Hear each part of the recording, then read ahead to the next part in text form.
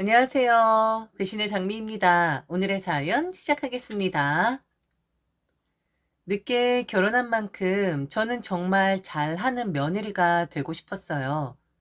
그 마음이 너무 간절해서 결혼 준비할 때부터 시댁에 뭔가 하나라도 더 챙겨드리려 안간힘을 썼죠.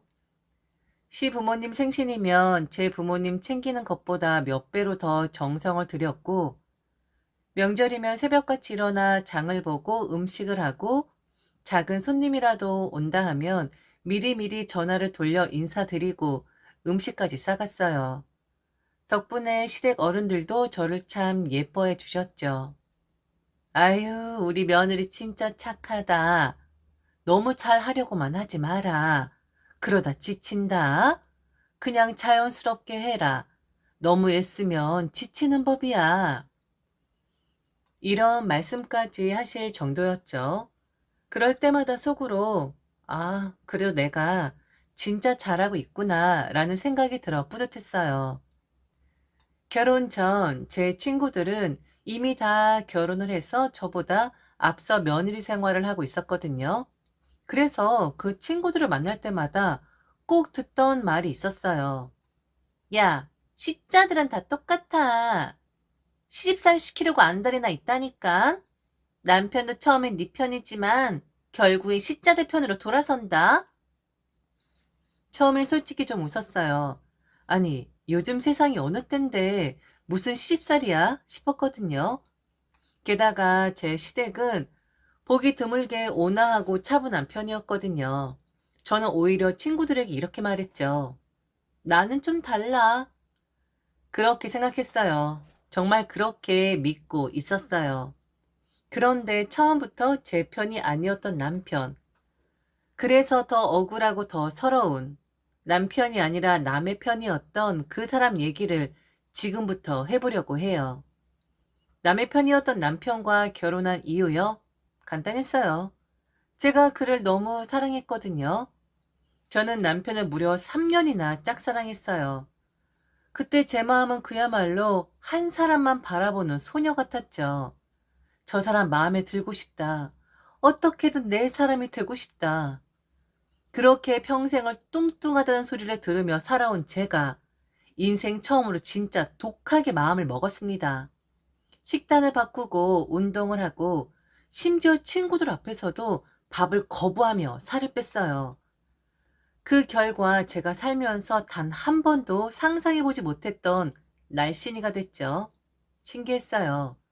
제가 달라지자 남편의 태도도 조금씩 달라지더라고요. 예전엔 제 존재를 신경도 안 쓰던 사람이었는데 살이 빠진 후로는 제 말을 듣고 제 웃음에 웃고 가끔은 먼저 연락도 하는 거예요. 그리고 결국 그는 저를 받아줬어요. 연애 1년 만에 우리는 결혼을 했습니다. 남편은 저를 사랑한다고 말을 하긴 했지만 그에 못지않게 저를 무시하는 발언을 종종 하곤 했었습니다. 그런 남편이 입에 달고 살던 말이 있었으니 바로 얘는 나 때문에 인간 됐어. 나 안 만났으면 아직도 그 상태였을걸? 네, 그거였어요. 뚱뚱했던 제가 남편의 사랑을 얻기 위해 살을 뺐으니까 그 덕에 사람이 됐다는 거죠. 처음엔 그냥 웃었어요. 뭐 사실이기도 하니까. 하지만 그 말 하루 이틀 들으면 그냥 웃어 넘길 수 있어요. 문제는 남편이 그 말을 시댁 식구들 앞에서도 계속한다는 거였습니다. 정말이지. 아무리 사실이라고 해도 기분이 썩 좋진 않더라고요. 그래도 다행히 그때마다 시부모님이 제 편을 들어주셨기에 순화를 시킬 수 있었지. 만일 시부모님까지 제 험담을 했다라면 아마 못 견디고 뛰쳐나왔을 겁니다. 아니, 그게 무슨 말버릇이냐? 그런 말 하지 마. 세아가 얼마나 기분이 상하겠니? 아니, 뭐 사실인데 왜 그래요? 엄마랑 아버지도 봤잖아요. 나 만나기 전에 어땠는지. 쟤가 뭐야? 네 처한테. 아휴, 언제 철들래? 어? 우리 세아가처럼 잘하는 며느리가 어디 있다고. 너 이놈, 복 받은 줄 알아. 이런 남편인데 왜 그토록 쫑을 안 내고 결혼 생활을 유지를 했느냐? 생각해보면 단 하나였습니다. 시부모님. 그리고 그 남자. 남편이라는 사람을 향한 제 감정도 지금 와서 말하자면 사랑이 아니라 집착이었던 것 같습니다. 제 감정을 포장하며 그 사람의 거친 말투도 무심한 행동도 다 덮으며 살았는데, 하지만 나중에야 알게 됐어요. 그건 사랑이 아니었다라는 것을요. 암튼 저는 진짜 정말 열심히 시댁에 잘했습니다. 요즘 세상에 저 같은 며느리 드물 거예요. 시부모님 생신 당연히 챙겼죠.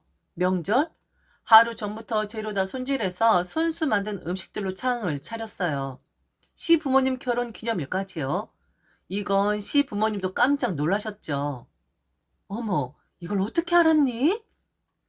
그 한마디에 저는 웃으며 제가 기억해뒀죠. 어머니, 아버님과 함께 하신 날이잖아요.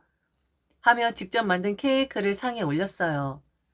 생신상은 말 그대로 상이 부러지도록 준비했어요. 산지, 직송, 전복, 손질해 놓은 생물 도미, 손으로 직접 빚은 고기 완자, 약밥, 잡채, 수삼을 넣은 갈비찜에 직접 끓인 미역국까지, 거기다 정성 담긴 손편지까지 곁들였으니 그걸 보고 기뻐하지 않을 부모님이 어디 있겠어요. 시부모님은 너무 좋아하셨어요. 눈시울이 붉어진 채로 저를 바라보시며 아가야, 이걸 언제 다 준비했니? 네 정성에 정말 감동받았다. 하시며 제 손을 꼭 잡아주셨죠. 그 순간 저는 생각했어요. 그래, 그래도 이렇게 내 진심을 알아주는 분들이 계시니 다행이다. 내 노력이 헛되지는 않았구나. 당연히 그 다음 해에도 저는 같은 마음으로 생신상을 또 차렸습니다. 작년보다 더 정성껏, 더 풍성하게 시부모님이 좋아하셨던 음식들을 메모해 뒀다가 다시 만들고 이번엔 케이크에 어울리는 작은 화병까지 곁들였죠. 그런데 그날 식사를 마친 시어머니께서 그러시는 거예요. 아가야, 이제 이런 거 안 해도 된다. 내년부턴 그냥 우리 다 같이 나가서 밥 한 끼 먹자. 그게 훨씬 편하고 좋잖아. 어? 순간 저는 멍해졌어요. 내 정성이 부담이 되셨나? 뭔가 실수라도 했나? 하지만 동시에 알 수 있었어요. 그분들의 말에는 따뜻한 배려가 담겨 있었어요. 제가 지쳐 보였나 봐요. 항상 애쓰는 저를 보며 마음이 쓰이셨던 거죠. 그런데 정작 그 분위기를 전혀 읽지 못한 사람이 있었습니다. 딱 한 사람, 남편. 어느 날 시어머니가 제게 물으셨습니다. 아가, 우리 성현이 사돈들께 잘하지? 생신도 꼬박꼬박 챙겨드리고, 그렇지? 네? 아, 네, 어머니, 그럼요. 뭐야? 그런데 너 얼굴이 혹시 아니니? 우리 아들이 안 하니? 우리 새아가가 하는 것처럼 처가에 안 해? 아, 뭐, 어머니, 그게 바쁘니까 오빠는 항상 그때가 되면 바쁘더라고요. 그래서, 뭐라고? 아니, 이놈이? 알았다. 안 한다, 이 말이지? 어디 이런 놈이 다 있니? 아니에요, 어머니, 오빠한테 뭐라 하지 마세요. 제가 다 하니까 아무 상관없어요. 그래도 그런 게 아니야. 가는 게 있으면 오는 게 있어야지. 그리고 며느리 돌이만 있니? 사위 돌이라는 것도 있는 법이야. 시어머니 남편에게 한 소리를 하겠다고 했어요. 사람이 어떻게 그렇게 받아먹기만 하냐고. 아들도 사위 도리를 하는 것이 마땅한데 이건 법도가 아니라고. 그런데 저는 시어머니가 남편을 야단친 날 남편에게 박한 말을 들어야만 했습니다. 퇴근을 한 남편 표정이 좋지가 않더라고요. 그래서 눈치를 보고 있는데 밥을 먹지 않겠다고 하는 겁니다. 그러면서 하는 말이 너랑 결혼해 줬으면 되는 거지. 뭐가 더 있어야 한 거냐? 어? 그게 무슨 말이야? 야, 착한 척 좀 그만해. 나 오늘 엄마한테 깨졌어. 네가 시킨 거 아니야? 우리 엄마 아버지가 너를 이뻐라 하니까 네가 막 나가나 본데. 야, 너 나한테 안 그랬어? 결혼만 해달라고? 그런데 내가 네 부모님까지 챙겨야 하는 거냐? 오빠, 아무리 그래도 네 부모님이라니. 그리고, 그래. 어머니가 물어보긴 하셨어. 그런데 오빠, 좀 너무하긴 하잖아. 우리 부모님 챙기는 경우 아예 없잖아. 명절 때도 오빠 바쁘다고 안 갔었고, 그리고 생신 때는 기프티콘이 다잖아. 우리 부모님한테 기프티콘 드려도 소용없다고, 쓸 줄 모르신다고 그렇게 말을 해도, 오빤 그걸로 다 성의 표시했다고 했잖아. 그게 나는 서운했을 뿐이야. 그래서, 우리 엄마한테 꼬질렀냐? 야, 너랑 나랑 같아? 어? 뭐라고? 그럼, 뭐가 다른데? 오빠, 난 오빠의 아내야. 오빠보다 낮은 사람 아니라고. 아, 까불지 마라, 어? 다신 엄마한테 처가 얘기하지 마. 알았어? 넌 열심히 해. 당연히 너는 그렇게 해야지. 안 그래? 그런데 나는 할 생각이 없어. 미정아, 우리 괜한데 힘 빼지 말자. 어? 그냥 이렇게 살자고. 갑자기 변하자고 하지 마. 짜증나니까. 뭐라고? 그럼 나도 안 해. 나도 그럼 안 할래. 뭐가 그리 당당해? 그리고 뭐가 이렇게 험악해? 나를 왜 이렇게 박하게 대하는데? 나도 안 할게 그럼. 까분다. 야, 까불지 마. 알았어? 남편은 제 말을 진심으로 들어준 적이 없었습니다. 그날도 마찬가지였죠. 제가 무너진 마음으로 조심스럽게 이야기할 때도 그는 늘 가볍게 넘기거나 비웃기 일쑤였죠. 나도 안 하겠다라는 그 말, 그냥 욱해서 던진 말이 아니었습니다. 진심이었어요. 그런데 그는 고작 헛웃음을 터뜨리며 말했죠. 네가? 네가 할 수 있다고? 그때 저는 확신했어요. 이 사람은 정말 아무것도 모르고 있구나. 내가 그간 참고 감내했던 그 마음의 무게를 아직도 장난처럼 여기는구나. 그리고 마침내 그날이 왔습니다. 시어머니 생신. 매년 이맘때면 저는 며칠 전부터 장을 보고 요리를 하고 손편지에 케이크까지 준비해서 시부모님을 저희 집으로 초대하곤 했었죠. 그런데 올해는 아니었습니다. 아무것도 준비하지 않았습니다. 아니, 모른 척 했어요. 그날 아침 저는 친정 부모님 집으로 갔거든요. 맛있는 음식과 웃음이 오가는 따뜻한 식탁. 어릴 적부터 편안한 잠옷을 입고 엄마가 준 음식을 먹으며 웃었죠.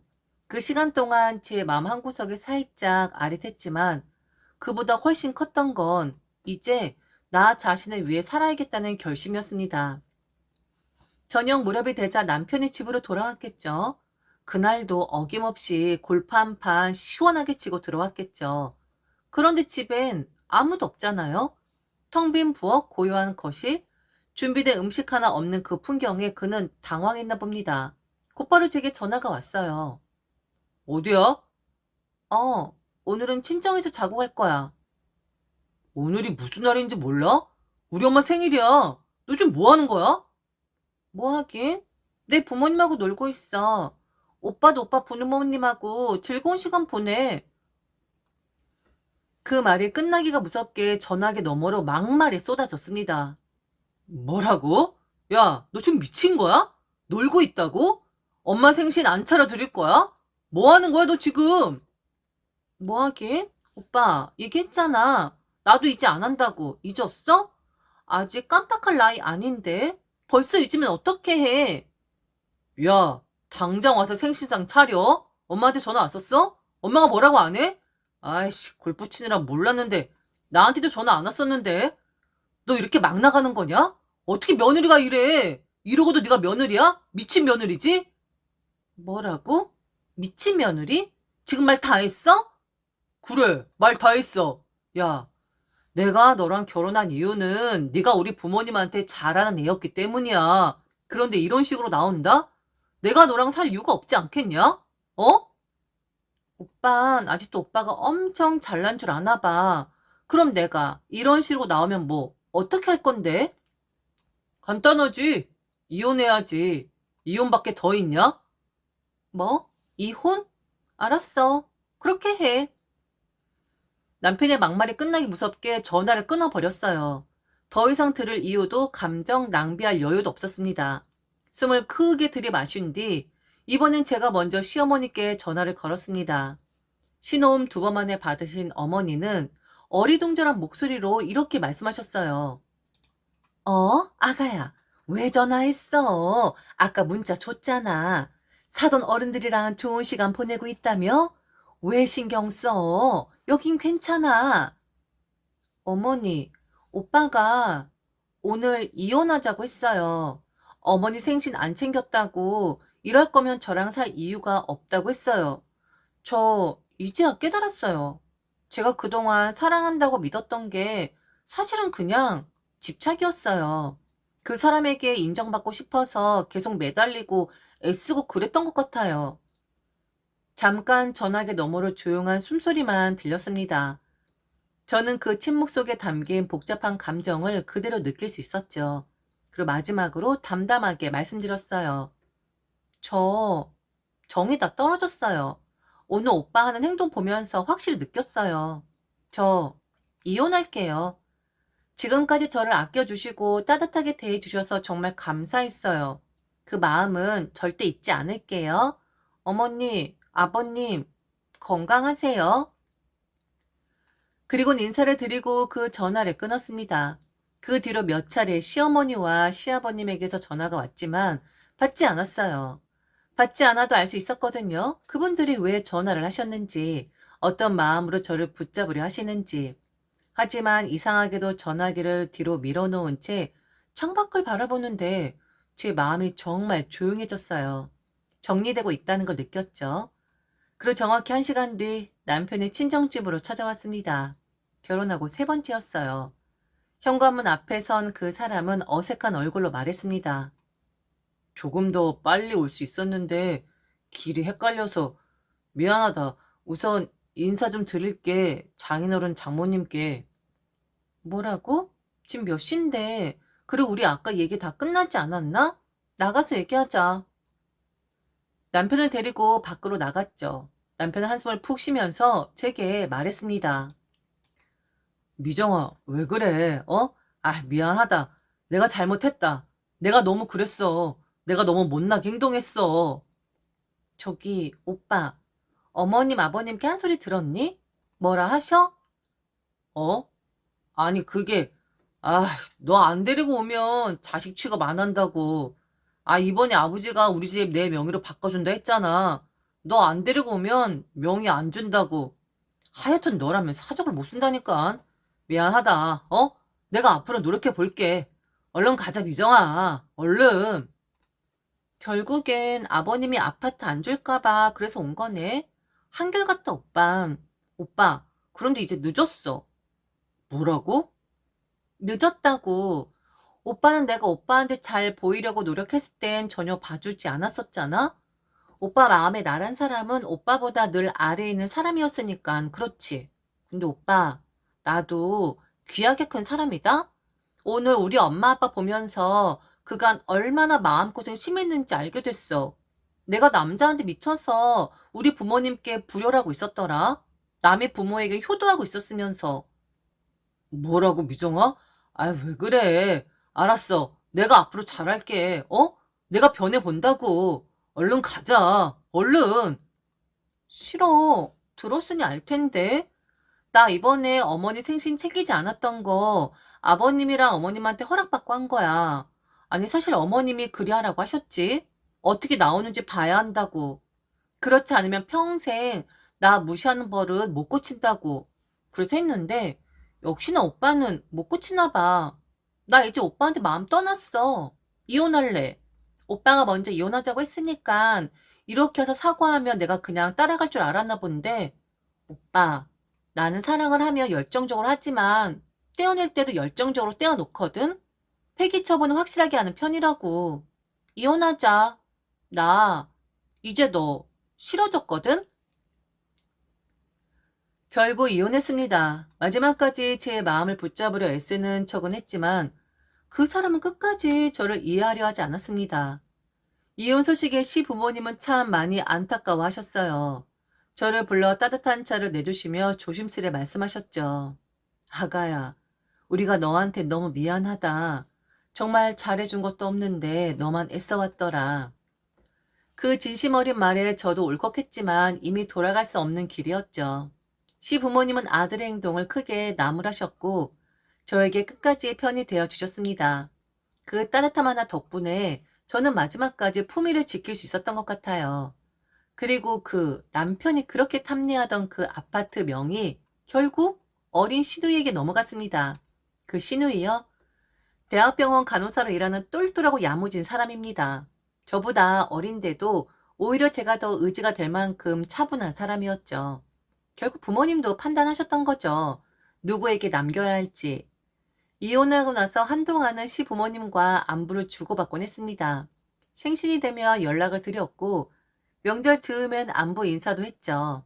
하지만 시간이 지나면서 자연스럽게 연락이 뜸해졌고 지금은 인연을 정리했습니다. 그리고 전 남편, 여전히 이놈은 계속 연락을 해 오더라고요. 얼마 전에 이런 문자가 왔어요. 너를 잊지 못해서 폭식을 했나 봐. 지금 살이 너무 쪄서 건강에 빨간불이 켜졌어. 그걸 보고 바로 차단했습니다. 그는 제가 차단하지 않은 걸 두고 아직 마음이 남아있어서 그런 줄 알았다고 착각하더라고요. 사실은요, 귀찮아서 삭제를 안 했던 건데, 이제 와서 그런 말 해봐야 버스는 이미 떠났습니다. 그 사람은 지금에서야 제 빈자리를 실감하고 있지만 저는 그 사람이 있던 자리를 기억조차 하지 않아요. 결혼 초 뚱뚱했던 제가 그 사람의 사랑을 얻고 싶어 자존심 다 버리고 살을 뺐던 그 시절이 있었죠. 그렇게 애절하게 매달렸던 제가 지금은 오히려 그 사람을 똑같이 바라보고 있어요. 하지만 달라진 건 저는 돌아가지 않는다는 것. 그 사람은 여전히 거기서 허둥대며 혹시나 하는 마음으로 손을 내밀지만 그 손을 잡아줄 사람은 이제 없어요. 왜냐고요? 버스는 떠났거든요. 떠나고 없거든요. 안 그런가요? 지금까지 들어줘서 진심으로 감사합니다. 이상 배신의 장미였습니다.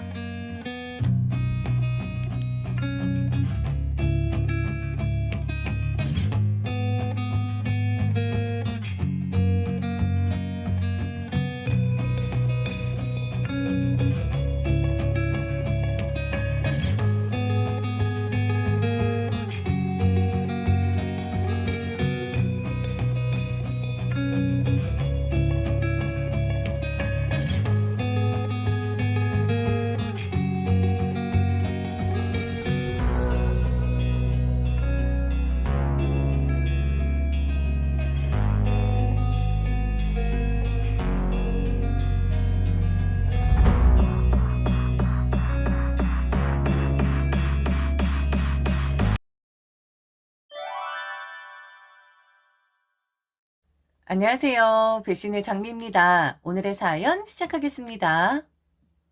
남편은 정말 저만 바라보는 남자였습니다. 어디 앉아 있어도 무슨 대화를 해도 그 눈빛은 오롯이 저에게만 향해 있었죠. 내가 세상에서 제일 좋아하는 사람이 누군지 알아? 내가 숨 쉬는 이유는 너야. 이런 말 처음엔 그저 로맨틱한 립서비스겠거니 생각했지만 남편은 말뿐이 아니었어요. 밥을 먹다가도 길을 걷다가도 너 손 시려? 장갑 가져왔어. 너 머리카락 바람에 흩날리네. 감기 걸리겠다. 늘 저를 살피는 눈, 늘 저를 챙기는 말투. 심지어 제가 물어보지 않았는데 이런 얘기까지 꺼낸 적이 있어요.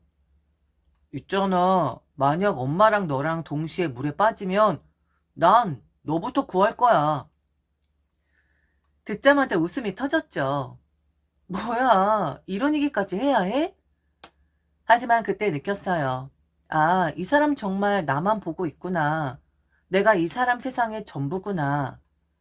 그가 그렇게까지 말해주니 믿지 않을 수가 없었어요.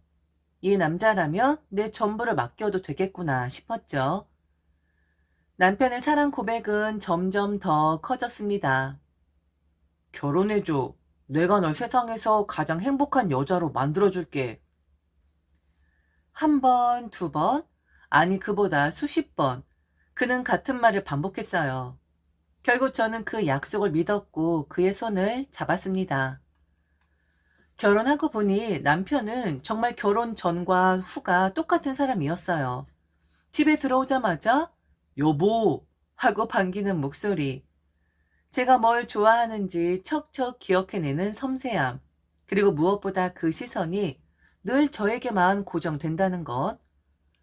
누구한테나 결혼 후에 조금은 변한다고들 하잖아요. 근데 제 남편은 정말 안 변했어요. 아니, 오히려 더 노골적으로 저를 향해 있었달까요? 오늘 뭐 먹고 싶어? 하루 종일 생각했는데 당신 피곤할까봐 이거 사왔어. 그 다정함은 참 고마웠죠. 결혼해서도 여전히 나만 바라보는 남자라니. 그런데 그 다정함이 문제가 될 줄은 몰랐어요. 당연히 이런 아들을 가진 시어머니라면 우리 아들 멋지게 컸네 하고 기뻐해야 하는 거 아닌가요? 근데 아니었어요. 시어머니는 저를 보며 입꼬리를 살짝 올리더니 이런 말을 하셨어요. 결혼 전엔 정말 나한테 다정한 아들이었지. 내게 최고로 살가운 아들이었어. 아들이지만 딸 같았다고 해야 하나? 네, 남편이 참 살가운 사람이라서 저도 참 좋아요. 그래, 좋겠지. 그렇게 좋니? 내 앞에서 실실 웃을 만큼? 네가 지금 나한테서 내 아들을 빼앗아 간 거야. 알아? 순간 훅 하고 저를 치는데 너무 놀랐었습니다. 결혼 전에 내가 전화하면 뭐 하던 거 다 멈추고 달려왔는데 결혼 전에 내가 입만 열면 먼저 챙겨주던 아들이었는데 결혼 전엔 우리 집에서 제일 살가운 게 그 애였는데. 듣고 있자는 한숨이 절로 나왔어요. 시어머니의 말투는 마치 내 딸보다 더 딸 같던 아들을 제가 빼앗아 간 것이다 라고 말을 하는 것처럼 들렸거든요.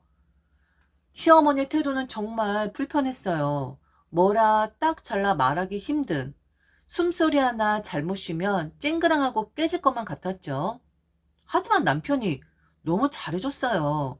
아침마다 여보 잘 잤어? 하고 웃으며 커피를 내밀고, 회사 점심시간엔 밥 먹었어? 하고 챙기고, 퇴근하면 오늘 힘들었지? 하며 제 어깨를 감싸 안아줬죠. 이런 남편인데 제가 굳이 문제를 만들 필요가 있나? 그런 생각이 들더라고요. 그래서 시어머니가 불편한 말들을 해도 그냥 듣고만 있었어요. 왜냐면 제가 뭐라고 대꾸하면 괜히 잘난 척하는 것처럼 보일 것 같았거든요. 내 아들 빼앗아 가더니 이젠 저것이 아들이랑 나 사이를 이간질하네? 이런 뉘앙스로 보일까봐 아무 말도 안 하고 참았어요. 하지만 제가 가만히 있으니까 시어머니의 만행은 점점 심해졌습니다. 하루는 갑자기 시어머니에게서 전화가 왔어요. 목소리부터 심상치 않았죠. 미정아, 너 지금 시간 있니? 네? 무슨 일이세요? 너 지금 당장 와야겠다. 아버지랑 싸웠어. 사실 시아버지와 시어머니 사이가 좋지 않다는 건 결혼 전부터 알고 있었어요. 근데 그 싸움의 중재자로 제 이름이 올라올 줄은 몰랐죠. 저는 조심스레 말했죠. 어머니, 저는 뭐라고 말씀드려야 할지도 모르겠고, 그리고 제가 뭘 할 수가 있나요? 근데 그 말이 끝나기도 전에 시어머니가 목소리를 확 높였어요. 뭐? 너 지금 주저하는 거야? 너 혹시 내가 이혼하길 바라는 거야? 네? 무슨 말씀이세요? 아들도 빼앗아 가더니 이젠 내 남편도 빼앗아 가고 싶은 거냐고. 순간 귀를 의심했어요. 아들을 빼앗아 갔다? 그리고 이제는 남편까지? 그 말이 얼마나 터무니없고 억지인지 듣는 순간에 화가 나기보다 허무하게 웃음만 나오더라고요. 내가 뭘 빼앗아가? 내가 왜? 왜 내가 이런 소리 들어야 해?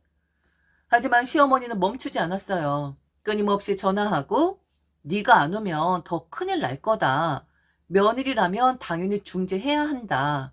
그 억지와 난리는 매번 저를 향했죠. 그러다가 시누이와의 사이에서도 분란이 생기게 되죠. 남편은 처음부터 말렸어요. 여보, 진짜 생각 잘해. 애가 철이 없어서 더 힘들 거야. 우리 부부 생활에도 좋을 게 없어. 하지만 저도 어린 동생이 있었거든요. 그다지 살가운 시누이는 아니었지만 그래도 내 동생 같겠지 하는 생각이 들더라고요. 뭐 얼마나 있겠어. 잠깐인데 뭐. 이렇게 생각하며 찬성했어요. 그래서 취업을 한 시누이를 잠시 우리 집에서 지내게 했죠. 근데 한 달도 안 돼 일이 꼬였어요. 시누이가 다니던 회사를 딱 한 달 만에 그만둔 거예요. 아휴, 뭐, 요즘 애들 그러기도 하지. 처음엔 이해하려 했어요. 힘들었겠구나 하고 위로도 해줬죠. 근데 문제는 그 다음이었어요. 나 이제 ASMR 유튜브 해보려고. 처음에 무슨 소린가 했어요.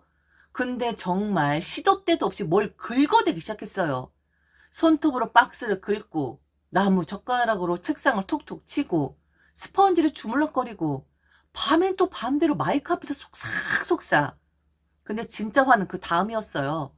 조금만 소리를 내면 지랄을 하는 거예요.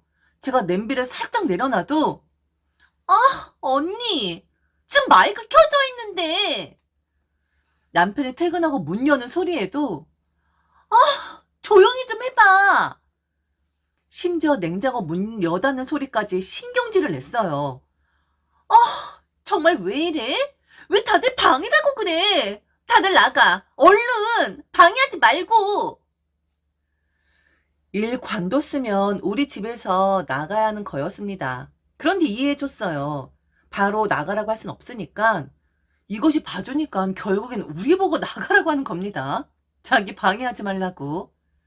결국 남편이 폭발했죠. 남편이 시누이 짐을 싸서 시댁에 데려다 놓았어요. 그리고 그날 밤 시어머니에게 전화가 왔습니다. 아니, 전화가 아니라 전화와 동시에 욕설이 쏟아졌어요. 너 지금 뭐 하는 짓이야? 내 딸을 내쫓아. 너는 진짜. 말도 안 되는 욕들이 이어졌고 심지어 시어머니가 직접 집까지 찾아와서 욕을 하고 물컵까지 던졌답니다. 물론 맞진 않았지만 너무 놀라운 일이긴 했죠. 시어머니 매일같이 저를 노려봤어요. 네가 우리 집 분위기를 다 깨는 것 같아. 시누이도 시누이대로 자기를 내쫓았다면서 카톡으로 폭탄 발언을 퍼부었어요. 띵동, 띵동, 띵동. 쉴 새 없이 오는 메시지. 내가 얼마나 좋아했었는데 이렇게 배신을 하다니. 이해해줄 것처럼 하더니 결국 내쫓다니 등등. 정말 정신이 없는 나날이었어요. 심지어 입에 혓바늘이 한 달 이상 가시질 않았어요. 그런데 정말 그런데 말입니다. 저는 더 충격적인 일을 경험하게 돼요. 참, 이렇게까지 다이나믹할 수가 있는 건지. 그날도 평범한 저녁이었어요. 남편은 퇴근하자마자 옷을 벗어 욕실로 들어갔고 핸드폰은 거실 테이블 위에 아무렇게나 던져놨죠. 그리고 욕실에서 들려오는 물소리, 철철철.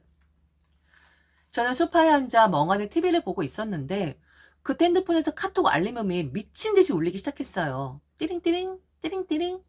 너무 많이, 너무 짧은 간격으로 오는 메시지들. 카톡 이렇게 많이 오는데 혹시 중요한 일 아닐까? 순간 단순히 남편에게 가져다 주려고 핸드폰을 손에 들었어요. 그런데 그 작은 화면 위로 딱 한 단어가 눈에 들어왔어요. 자기야. 순간 온몸이 얼어붙는 느낌이었어요. 머릿속에서 수천 개의 생각이 동시에 쏟아졌죠. 잘못 본 걸까? 아니야. 분명히 자기야라고 했어. 손끝이 떨렸어요. 심장이 목까지 차올라 숨을 못 쉴 만큼 두근거렸어요. 그 순간만큼은 이 모든 게 농담 같았죠. 아하하, 정말 웃음이 나왔어요. 미친 듯한 웃음. 들키지나 말지. 안에 들키기 싫으면 폰이라도 챙겨 들어가든가. 그렇게 나만 바라보겠다던 사람이 이제는 이러네? 기가 차더라고요. 정말로 그런데 남편의 반응은 더 기가 찼습니다. 그놈은 입술을 깨밀더니 결국 고개를 떨구며 말했어요. 미안해. 내가 잘못했어. 근데요, 그 다음 말이 더 어이없었어요. 근데 그 여자한테도 미안해. 네 잘못이긴 하지만 그 사람 나 때문에 그동안 마음고생 많이 했어. 순간 귀를 의심했어요. 뭐? 지금 그 여자를 걱정해? 남편은 주저하지도 않았어요. 계속 말을 이어갔죠. 나도 너무 힘들었어. 너랑 엄마, 동생 서로 기분 나쁘다고 매일 싸우고 그 가운데서 나만 솔직히 너무 답답했어. 근데 그 사람이 위로가 됐어. 좀 이해해주면 안 될까? 이해? 이해? 순간 제 머릿속에서 뭔가 뚝 하고 끊어졌습니다. 저는 남편의 팔목을 움켜 쥐었어요. 그때 욕실에서 갓 나온 남편은 수건 하나 걸친 채였죠. 꺼져. 뭐라고? 다신 내 앞에 나타나지 마. 빨리 옷 걸쳐. 그리고 꺼져. 두 번 말 안 해. 남편은 얼빠진 표정으로 헝클어진 머리를 쓸어 넘겼어요. 그리고 말없이 옷을 챙겨 입더군요. 남편을 내쫓고 나서 저는 바로 시어머니한테 전화가 올 줄 알았어요. 저 인간 엄마한테 당연히 전화했겠지. 내가 쫓아냈다고 울며 불며 말했겠지. 그렇게 생각했어요. 그런데 아무 소식이 없었어요. 딱 일주일, 정말 정확히 일주일이 지난 뒤였습니다. 왜 내 아들이 전화를 안 받니? 어? 네? 남편이요? 혹시 네가 시키는 거냐? 나한테 기분 나쁘다고? 내 아들한테 전화 받지 말라고 네가 빼돌리는 거냐고? 무슨 말씀이세요? 남편을 빼돌리다니요. 근데 그 다음 말이 진짜 경악 그 자체였어요. 이번 주말 내 동창 모임이야. 너희 집에서 하기로 했으니까 준비해. 네? 저희 집에서요? 그래. 내 친구들이 아들 집에서 좀 하자고 하더라. 우리 아들이 내 친구들 사이에서 좀 유명하거든. 우리 아들 보고 싶대. 아이고, 잘난 아들이라고 얼마나 아들 부러워했는데. 얼굴 꼭 보여줘라. 친구들도 가는데 내 아들 또 빼돌리는 건 아니겠지? 순간 손에 쥐고 있던 휴대폰이 미끄러질 뻔했어요. 남편 쫓아낸 걸 아직도 모르나? 아니면 알면서도 이런 말을 하는 건가? 시어머니 마지막으로 정말 압권인 한마디를 남겼어요. 그러니까 창피하지 않게 단단히 준비해. 그날 꼭 아들 얼굴 보여줘. 저는 아무 말도 못하고 휴대폰을 귀에 댄 채 멍하니 서 있었어요. 남편은 내쫓은 지 정확히 일주일, 그리고 시어머니의 전화. 웃어야 할지 울어야 할지 정말 기막힌 순간이었죠. 뭐 맞춰드려야죠. 얼굴 보고 싶다는데 그거 못 맞춰줄 이유가 없잖아요. 그래서 저는 시어머니 친구들이 온다는 시간에 딱 맞춰 남편 짐을 전부 싸놨어요. 셔츠, 바지, 속옷, 양말까지 하나도 빠짐없이 박스에 정리, 현관 앞에 탑처럼 쌓아놓았죠. 그리고 그 전에 남편에게 연락을 했어요. 그날에 남편을 내쫓은 지 꼭 일주일째 되는 날이었습니다. 짐 가져가. 남편이 말도 못하고 침묵하자 저는 더 단단한 목소리로 이어갔어요. 네 말 이해해 줄게. 아니, 노력해볼게. 그 여자 덕에 힘든 결혼 생활 위로받았다면서. 좋아, 이해해 줄게. 그러니까 그 여자한테 해코지 하는 걸 원하지 않으면 상간녀 소송까지 들어가길 바라지 않는다면 그 여자 데리고 와서 내 앞에 무릎 꿇고 빌어. 그러면 용서해 줄게. 그날 모든 게 묘하게도 완벽하게 맞아떨어졌습니다. 시어머니와 친구들 도착하기 딱 10분 전 남편과 그 여자가 집 앞에 나타났죠. 현관문을 열자마자 두 사람은 말도 없이 거실로 들어와 툭 소리를 내며 무릎을 꿇었습니다. 남편은 손바닥을 바닥에 붙이며 떨리는 목소리로 말했어요. 미안해. 내 잘못이야. 옆에 있던 여자는 화장까지 다 번진 얼굴로 울먹이며 고개를 조아렸습니다. 콧물이 흘러내리고 눈물이 바닥에 똑똑 떨어졌죠.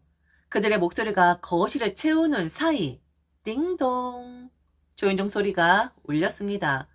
문을 열자 시어머니와 친구들이 우르르 들어왔습니다. 저는 활짝 웃었어요. 정말 반갑다는 듯이. 어서 오세요. 기다리고 있었어요. 그런데 현관 앞 짐더미가 눈에 들어오는 순간 공기가 삐걱였습니다. 박스엔 남편 이름이 큼직하게 적혀 있었고 옷, 속옷, 신발까지 빠짐없이 정리된 현관이 쌓여 있었죠. 시어머니가 눈을 크게 뜨며 말했습니다. 이게 뭐야? 친구들 사이에서는 웅성거림이 터졌죠. 어머, 저거 다 짐이야? 무슨 일 있는 거 아니야? 그리고 거실로 발을 들인 순간 그들은 더 큰 충격에 휩싸였습니다. 남편과 그 여자가 눈물 콧물 범벅이 된 채 무릎 꿇고 있는 모습. 어머 세상에, 성현이 지금 뭐 하는 거야? 이 여자 누구야? 친구들이 웅성거리자 시어머니는 다급히 남편에게 달려갔습니다. 너 뭐 하는 거야? 그리고 남편 옆에 무릎 꿇고 있는 여자 얼굴을 확 들추며 외쳤죠. 너는 누구야? 이 귀신 같은 년은 누구야? 순간 집안 공기가 꽉 멈췄습니다. 남편은 바닥만 보고 있었고 그 여자는 얼굴을 감싼 손을 덜덜 떨고 있었죠. 저는 그 장면을 보면서 차분하게 그리고 아무 일도 아니라는 듯이 말했습니다. 아, 어머니가 당신 얼굴 보고 싶다고 하셨거든. 그리고 친구분들도 그렇게 당신 얼굴 보고 싶다고 하셨다고. 다들 보세요. 여기가 그 잘난 아들 김성현 씨입니다. 아, 그리고 이 여자는요, 이 귀신 같은 여자, 바람난 여자예요. 너무 잘나서 결혼 2번 하고 싶은가 보네요. 어머니, 잘 보세요. 이런 사람이 바로 어머니 아들입니다. 잘난 아들? 잘난 아들이 아니라 바람 피우는 새끼고요. 빈털터리로 이혼당할 새끼라고요. 그러니 제게 이래라 저래라 단단히 뭐해라 명령하지 마세요. 아들 새끼 이따위로 키운 당신도 문제 있는 거니까. 알았어요? 거실은 순식간에 난장판이 됐어요. 시어머니 친구들은 서로 얼굴만 쳐다보며 우왕좌왕했고 그 소동에 시어머니도 얼굴이 벌개진 채 버둥거리더니 결국 아무 말 못하고 자기 아들 내버려둔 채 그냥 나가버렸습니다. 문이 쾅 닫힌 소리 듣고 저는 남편을 똑바로 쳐다봤어요. 그리고 아주 단호하게 말했죠. 짐 챙겨서 꺼져. 남편은 울상이 돼서 한 번만 하며 말을 더 꺼내려 했지만 저는 한 발짝도 물러서지 않았어요. 그리고 알아도 지금 보니까 난 용서 못하겠네. 이혼 소송, 상간녀 소송 다 할 거야. 준비해. 약속 못 지켜서 미안. 그런데 너도 결혼한 사람이 약속 깨고 다른 여자 만난 거잖아? 아가씨도 결혼한 사람인데 도덕적인 규범 깨고 이놈 만난 거잖아요. 그럼 뭐 대가는 치러야죠. 안 그래요? 그날 이후 모든 소송이 시작됐습니다. 긴 시간 동안 기록을 모으고 진술을 하고 법정을 오갔죠. 결국 저는 위자료를 받았고 남편과의 관계를 끝냈습니다. 지금은 혼자의 몸이에요. 하지만 후회는 없어요. 물론 세상 모든 남자가 저럴 리는 없겠죠? 아마도 정말 변하지 않는 남자도 있겠죠.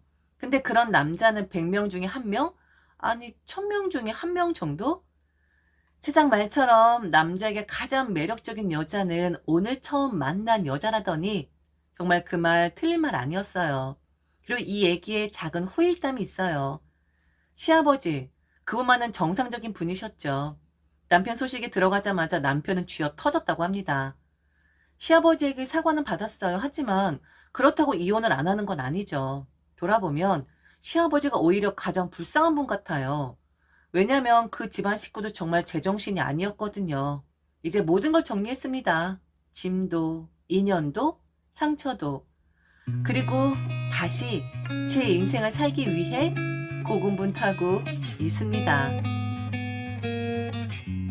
지금까지 들어줘서 진심으로 감사합니다. 이상 배신의 장미였습니다.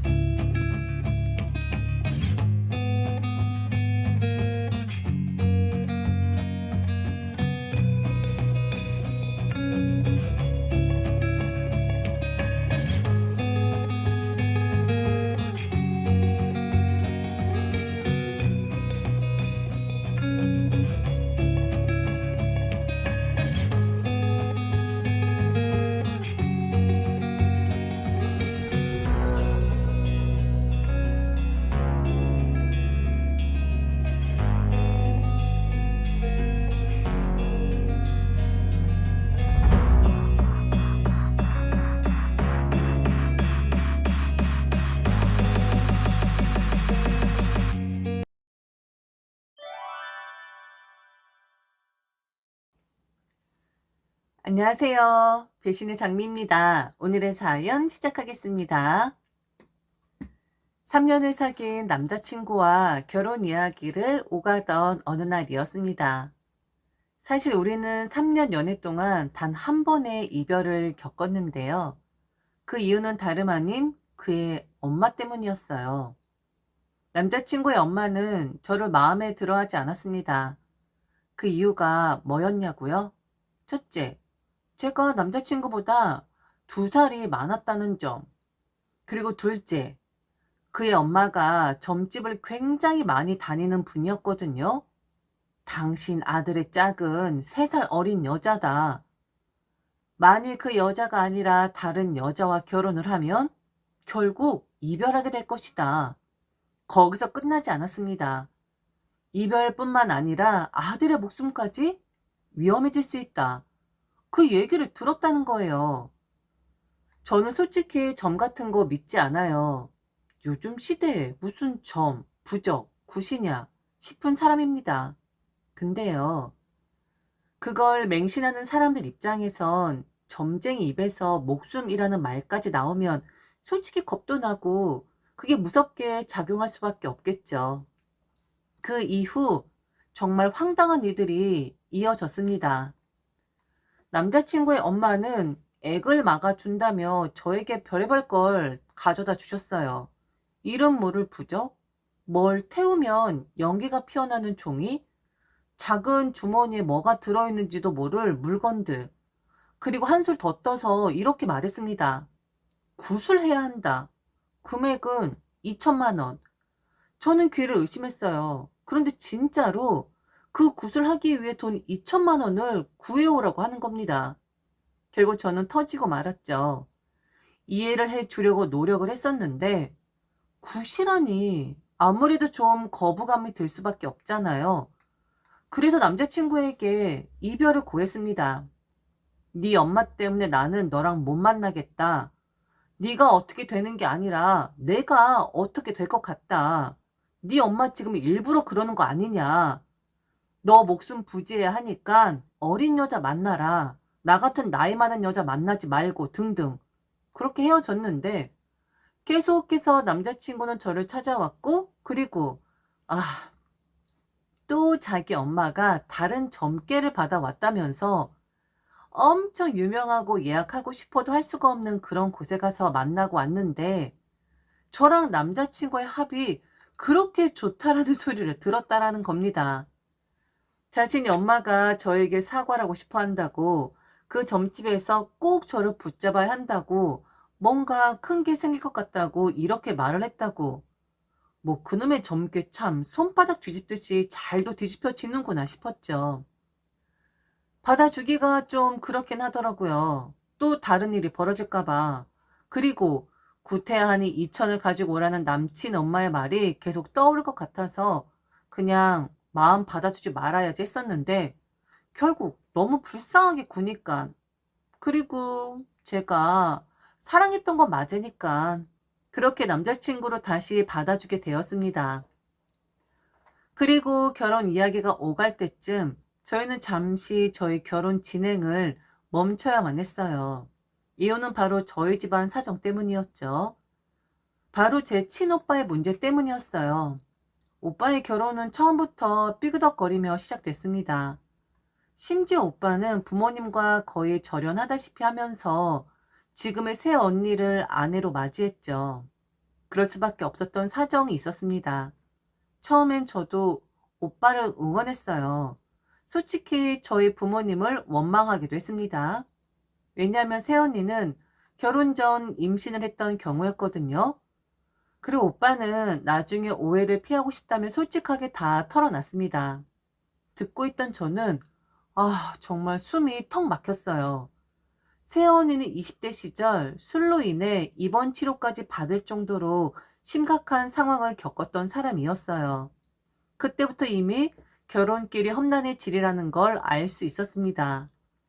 오빠는 새언니 집안 이야기도 해줬어요. 듣다 보니 정말 그런 집안에서 살았다고? 그런 부모가 존재한다고? 제 입에서 절로 이런 말이 나올 정도였습니다. 최악 그 자체인 부모 밑에서 엄청난 고생을 하며 자란 사람이 바로 새언니였습니다. 하물며 새언니의 부모님은 이혼을 하시고 새언니 어머니는 바로 재혼을 하셨는데, 근데 그 재혼한 새아버지의 자식에게서 몹쓸 짓까지 당할 뻔했다고. 그 새언니는 집을 뛰쳐나와 쉼터 같은 곳에서 생활을 했었다고 합니다. 그러다 술에 빠지고 삶이 꼬이고 말 그대로 어마어마한 환경에서 자라난 사람이었습니다. 저희 부모님 입장에서 보면 오빠가 그런 여자를 만난다는 게 도저히 탐탁지 않았던 거죠. 근데 어쩌겠어요? 아이가 생겼다는데. 그럼에도 불구하고 부모님은 끝까지 반대하셨습니다. 오빠는 결국 결혼했습니다. 그리고 제가 남자친구와 결혼 이야기를 오가던 바로 그 즈음 엄청난 일이 벌어져 버린 겁니다. 엄마가 그러는 겁니다. 그럴 줄 알았다고. 그리고 다 오빠 탓이라고. 처음부터 좀 잘 알아보고 했어야지. 부모가 아니라고 하는데도 그렇게 지가 결정해서 부모도 나 몰라라 하고 결혼하더니 이제 와서 어떻게 할 거냐고 한탄하듯 말했어요. 그 말이 귀에 들어오긴 했지만 상황은 이미 돌이킬 수 없는 곳까지 와 있었습니다. 알고 보니 제 조카가 아니었던 거예요. 제가 얼마나 예뻐했는데 그 아이가 오빠의 아이가 아니었다는 겁니다. 너무 충격적이었죠. 아주 우연한 계기로 알게 됐다고 했어요. 처음엔 믿지 않았어요. 오빠도 믿고 싶지 않았겠죠. 그래서 혹시 자신이 뭔가 잘못 알고 있는 것 아닐까, 실수가 아닐까 하는 마음으로 유전자 검사를 의뢰했나 보더라고요. 그런데 결과는 너무나도 냉정했어요. 친자가 아니다. 그 짧고 건조한 문장이 오빠의 인생을 무너뜨렸습니다. 우리 오빠 정말 잘난 사람이었어요. 저희 집안의 자랑이었고 실패라는 걸 몰랐던 사람이었죠. 언제나 당당했고 고개를 숙일 일이 없었던 사람이었습니다. 그런데 그런 오빠가 부모님 앞에서 꺽꺽대며 울더라고요. 어깨가 들썩이고 숨이 막히는 듯 우는 그 모습에 엄마와 아빠도 할 말을 잃은 듯 조용히 서 있기만 했습니다. 결국 저는 제 결혼 이야기를 멈출 수밖에 없었습니다. 결혼 준비는 잠깐 멈추고 오빠 일을 예의주시하며 상황이 어떻게 흘러가는지를 봐야만 했어요. 웃고 떠들며 웨딩드레스를 입어볼 분위기가 아니었거든요. 가족 전체가 충격과 혼란 속에 빠져 있었고 저 역시 그 소용돌이 한가운데 서 있는 기분이었습니다. 당연히 오빠는 이혼을 선택했습니다. 더는 함께할 수 없다는 걸 오빠도 우리 가족도 잘 알고 있었어요. 그런데 이혼을 결심하고 난 후 상황은 더 복잡해졌습니다. 새언니가 부모님을 찾아왔거든요. 그리고 조카를 내밀었어요. 정말 기분이 묘하더라고요. 아이는 아무 잘못이 없지만 그렇다고 해서 우리 집안 아이는 아니잖아요. 그 현실이 너무 괴로웠어요. 그 아이의 얼굴을 보는 순간 마음이 무너져 내렸습니다. 분명히 예뻐했던 아이인데 이젠 한 발짝 물러서야 한다는 사실이 너무 잔인했죠. 그리고 이런 생각이 들었어요. 왜 처음부터 일을 이렇게까지 만들었을까? 앞으로 어떻게 살려고 하는 걸까? 저 아이의 미래는 도대체 어떻게 되는 걸까? 속상하고 괴롭고 답답한 나날이 이어졌습니다. 결국 오빠는 서류에 도장을 찍었고 그렇게 이혼은 현실이 되었죠.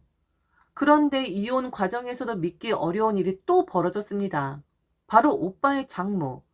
그러니까 새언니의 엄마라는 사람이 끼어 들어온 거예요. 그 사람은 당당하게 이렇게 말했습니다.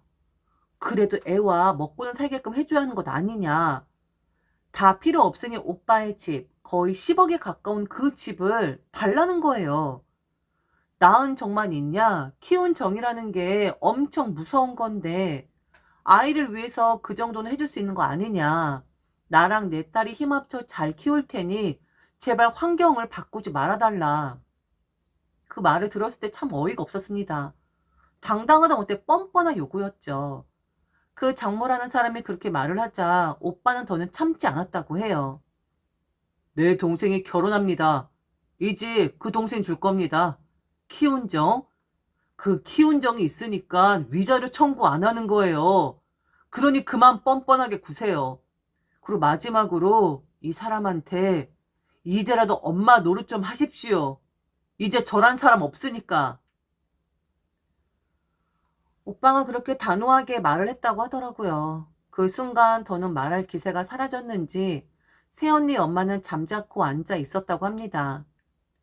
오빠의 집을 제가 받을 수밖에 없었던 이야기가 이렇게 길어진 이유는 이 집이 제 결혼에 아주 큰 전환점이 되었기 때문이에요. 결국 오빠는 집을 제 명의로 넘겼습니다. 결혼하면 그 집에 들어가 살아라. 그 말 한마디와 함께 말이죠. 그리고 오빠는 부산으로 이직을 결정했습니다. 서울과는 완전히 다른 삶을 선택했죠. 이제부터 이제 진짜 제 이야기가 시작됩니다. 오빠의 집이 제 소유가 되었다는 이야기를 들은 남자친구는 처음에 솔직하게 기뻐했어요. 와, 진짜 잘됐다. 하고 말하면서도 그 기쁨이 얼굴 가득 번지기도 전에 금세 표정이 살짝 굳어지더군요. 근데 나 조금 미안한데? 그가 그렇게 말했죠. 오빠의 이혼으로 생긴 집이니까 마냥 좋아하기엔 찜찜했던 거예요. 저는 그런 남자친구에게 웃으며 말했어요. 그래도 어쩌겠어. 오빠가 이혼했다고 나까지 결혼 안 하고 살아야 해? 오빠는 오빠고 나는 나지. 좋은 방향으로 생각하자고 저는 스스로를 다독였어요. 그리고 이렇게 덧붙였죠. 얼마나 잘 된 거야. 집이 생긴 거야. 그것도 대출 하나 없는 집. 남자친구도 결국 고개를 끄덕였고 우리는 서로 손을 꼭 잡았습니다. 다른 사람들보다 지금 100m 이상은 먼저 뛰고 있다고 우리 결혼 준비는 얼마나 수월하겠냐며 스스로 위안 삼았죠. 하지만 그때는 아무도 몰랐어요. 그 집이 어떤 문제를 일으킬지, 얼마나 많은 파장을 몰고 올지를 저도 남자친구도 전혀 상상하지 못했죠. 오빠의 집이 제 소유가 됐다는 소식을 들은 남자친구의 엄마는 가만히 있질 않았어요. 또 점집을 다녀오신 게 분명했죠. 아니면 최소한 점집 냄새를 맡고 온 듯한 말투였어요. 저한테 집으로 좀 오라는 겁니다. 그냥 말로는 안 된다. 얼굴 보고 얘기하자면서요. 전 무슨 일인가 싶어 갔는데 거기서 남자친구 엄마가 아주 조심스럽게 그러나 뻔뻔하게 말을 꺼냈습니다. 오해하지 말고 들어. 내가 뭐 욕심 있어서 그런 게 아니야. 다 늙어서 내가 무슨 욕심이 있겠니? 아주 상투적인 욕심 없다 멘트로 시작했어요. 근데 그 다음에 나온 말은 정말이지 기가 막혔습니다. 그러니까 말인데 오빠한테 받은 그 집, 그 명의 내 이름으로 해주면 안 되겠니? 순간 귀를 의심했어요. 이어서 나온 설명이 또 걸작이었죠. 그 집에서 워낙에 좋지 않은 일들이 많았잖아. 이혼도 있었고 별의별 사연이 다 있었잖아. 그 나쁜 기운들이 그냥 가만히 두면 너랑 우리 아들한테 다 올 수도 있어. 그런데 내 명의로 하면 싹 비울 수 있대. 기운 바꿔야 한대. 그냥 두면 너희한테 좋지 않은 일이 생길 수 있어. 아, 참 가지가지 하더라고요. 저는 속으로 수백 번을 외쳤습니다. 이분은 왜 이렇게 사는 거지? 더 어이없는 건 제가 예전에 이분 때문에 한번 헤어졌다가 다시 만날 때 각서 비슷한 약속을 받아냈다는 겁니다. 다시는 젊게 얘기 안 하겠다. 이 약속 분명히 했거든요. 그런데 또다시 젊게 이야기가 나오고 또다시 이게 다 너희 잘 되라고 하는 얘기야 같은 뻔한 멘트까지 덧붙이는 걸 들으니까 진짜 웃기면서도 너무 지치는 거예요. 당연히 그 자리에서 거절했죠. 다른 시어머니들은 공동명의 정도만 원하시던데 어머니 욕심이 너무 과하신 것 같아요. 어머니 명의로 해달라고요? 정말 뭐라 말할 가치조차 없더라고요. 저는 덧붙였죠. 만약 이런 일 때문에 결혼해서 남자친구랑 저 사이에 좋지 않은 일이 생긴다면 그건 그냥 제가 감수하겠어요. 공짜로 거의 10억짜리 집을 받았는데 어느 정도 대가는 치러야 하는 거 아니겠어요? 이렇게 말을 내뱉고 저는 그 집을 바로 나와 버렸습니다. 문을 닫는 순간 마음속에 쌓였던 답답함이 확 치밀어 올라서 혼자 차 안에서 한참을 앉아 있었어요. 그런데 문제는 그 다음이었습니다. 이미 남자친구와 저는 그 집 비밀번호를 공유한 상태였거든요. 사실상 우리의 집이라는 개념으로 준비를 하고 있었으니까요. 리모델링 할 것도 별로 없어서 새로 살림살이를 들여놓기 전에 각자의 짐을 먼저 옮겨두자고 계획한 날이었는데 그날 완전 대박 사건이 터져버렸습니다. 서로의 짐을 옮기기로 한 날 제 짐을 트럭에 싣고 저는 집으로 향했습니다. 그 집에 도착했을 때 남자친구는 이미 와 있었어요. 먼저 와서 몇 상자를 정리해두고 있었고 저도 도착하자마자 자연스럽게 함께 박스를 뜯으며 짐을 나누어 정리했죠. 서로 도와가며 조금씩 자리를 잡아가던 그 순간 삐빅 삐빅 하고 현관 비밀번호 누르는 소리가 들렸습니다. 순간 저는 얼어붙었어요. 아무도 비번을 모를 텐데. 문이 열리더니 예상치 못한 광경이 펼쳐졌습니다. 낯선 남자가 들어오더니 무려 10개가 넘는 박스를 밀고 들어오는 거예요. 안녕하세요. 이삿짐 센터에서 왔습니다. 그 말에 저는 물론 남자친구까지도 동시에 눈이 커졌죠. 이삿짐 센터요? 도대체 무슨 상황인지 이해도 안 된 채 멍하니 서 있는데 그 뒤로 아주 낯익은 실루엣이 보였습니다. 남자친구의 엄마. 느릿한 걸음으로 들어오더니 마치 자기 집인 양 당당하게 이렇게 말했습니다. 아, 일로 와요. 여기 안방 있는 짐 빼고 내 짐 여기다 싹 넣어주면 돼요. 그 한마디 이삿짐 직원이 일사불란하게 움직이기 시작했고 박스들이 줄줄이 안방으로 옮겨졌습니다. 안방 문이 열리고 이삿짐 기사가 짐을 풀기 시작하는 그 순간 저는 한동안 말을 잃었습니다. 뭐가 어떻게 돌아가는 건지 전혀 감이 잡히지 않았고 그저 황당하다는 생각만 들었습니다. 옆을 보니 남자친구 얼굴은 순식간에 벌겋게 달아올라 있었고 그의 표정은 완전히 우왕좌왕 그 자체. 정신 차리는 뜻으로 저는 제 뺨을 세게 쳤습니다. 빨리 이걸 해결해야만 했으니까요. 저기 아저씨, 잠시만 좀 멈춰주세요. 아니 지금. 아니 왜? 미정아, 왜 그러니? 엄마, 지금 뭐 하는 거예요? 왜 엄마 짐을? 미정이한테 못 들었어? 니들 여기서 살면 큰일 난대. 여기 기운이 좋지 않아서 엄마가 함께 있어야 해. 아, 어머니, 그때 얘기 끝내지 않았나요? 아니, 지금 이게 뭐 하는 짓이세요? 지금 저희랑 같이 살겠다, 뭐 이건가요? 맞아. 내가 안방 차지한 뒤 내 기운으로 눌러버리면 된다고 하더라. 얘, 그렇게까지 놀랄 필요 없어. 그 너무 놀라니까 내가 좀 서운하네. 뭐라고요? 서운하다고요? 뭐가요? 아니, 너 결혼하면 나랑 같이 살 생각 없었냐? 나 모실 생각 없었어? 아우, 얘. 당연히 합가 정도는 생각해두고 있었어야지. 그게 싫으면 이 집 명의 나한테 넘기든지. 참, 기가 막히더라고요.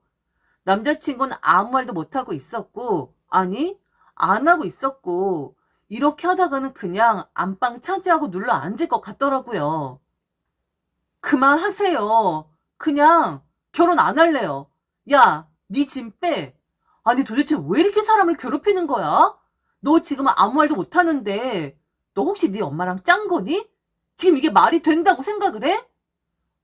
엄마, 정말 이러지 마. 미정이 화났잖아. 아, 미정아, 미안해. 내가 엄마 내보낼게. 그러니까 미정아, 화내지 마. 어? 그 순간 풀어졌던 짐들이 조금씩 움직이기 시작했어요. 그 이삿짐을 정리하던 분이 다시 짐을 싸기 시작을 하는 겁니다. 남자친구의 엄마는 그걸 보면서 지금 왜 다시 짐을 싸냐고 뭐 하는 거냐고 물으니 그분이 그러더라고요. 뭐 아줌마 지금 쫑단 것 같은데요? 아이고 아들 가진 엄마라고 지금 쪼대라고 싶은 것 같은데 아줌마 나도 딸 키우는 아빠인데 이러는 거 아닙니다. 그럼 말 들어보니 이 집 좋아가실 것 같은데 아이고 양심 없다 양심 없어. 내가 돈 안 받을 테니까 이거 짐 싸서 아줌마 집에 다시 가져다 놓을게요. 참, 내 아들같이 게 뭐 그렇게 유세라고. 이 아줌마 참 답없네. 어? 그리고 너 아들, 너는 왜 아무 말도 안 하고 있어? 어이구, 사내 새끼가. 다들 당황해하고 있는 사이 남자친구는 그 이삿짐 센터분의 말을 듣고는 갑자기 이러더라고요. 자기 엄마 얼른 집에 데려다 놓고, 그리고 만일 엄마가 뜻을 굽히지 않으면 절연하겠다고, 엄마 얼른 집에 데려다 놓고 올 테니 기분 좀 풀고 있으라고 하더라고요. 아, 그때 그냥 폭발을 해버린 것 같아요. 그놈 그날 지근지근 밟아줬습니다. 다시 제게 찾아오지 못하게끔 당신은 얼굴 보고 싶지 않다고 그냥 닥친 대로 던져버렸어요. 그놈한테. 결국 이삿짐 센터의 도움으로 그놈 짐, 그놈 엄마의 짐 다 뺐고, 그리고 그 비용은 제가 드렸습니다. 굳이 받지 않겠다고 하시는 거 제 아빠 같아서 드리는 것이니 받아달라고, 그리고 감사하다고 말씀드렸네요. 결국 제 결혼도 그리고 연애도 다 끝이 나 버렸습니다. 저는 현재 그 집에서 혼자 살고 있어요. 그 이후 남자친구는 또다시 저를 회유하려고 했지만 만일 다시 한 번만 연락을 하면 그땐 너를 잠깐 밟은 걸로 안 끝난다. 그땐 공권력이 동원될 것이다. 라고 말을 했죠. 그리고 다 정리가 되고 나서 그놈의 엄마라는 사람이 흘리듯 이야기했던 게 기억이 나더라고요. 저랑 잘 되면 뭔가 큰 게 생긴다라는 그 말. 결국엔 비싼 아파트 생기는 거였었는데 그냥 잠자코 있었으면 무탈하게 넘어가는 거였었는데 그런 아나무인 같은 행동하니까 사라져버리지. 그냥 다 잊고 열심히 살려고요. 오늘 이 글을 보내고 난 뒤 내 기억에서 그놈과 그놈 엄마의 기억을 없애버리기 그렇게 하고 싶네요. 지금까지 들어줘서 진심으로 감사합니다. 이상 배신의 장미였습니다.